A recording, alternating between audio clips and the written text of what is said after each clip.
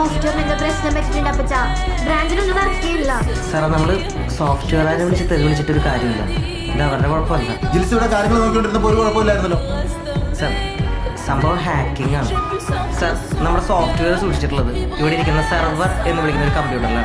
നമ്മുടെ എല്ലാ ബ്രാഞ്ചുകളിലെ കമ്പ്യൂട്ടറുകളും ഈ സെർവറിലേക്ക് ഇന്റർനെറ്റ് വഴി കണക്റ്റഡ് ആണ്.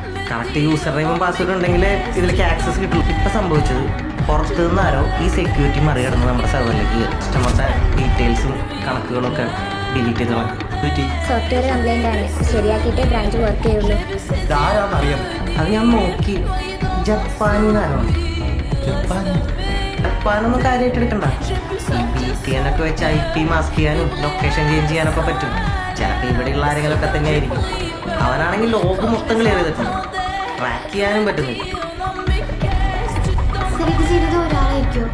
ഒരാളോ ഒരു ഗ്രൂപ്പോ ആരും ആണെങ്കിലും ആവാം.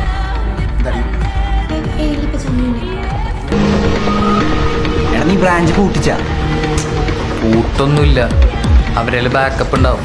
അതൊക്കെ വെച്ച് അവർ സെറ്റ് ആവട്ടെ, എന്നിട്ട് അടുത്ത പണി.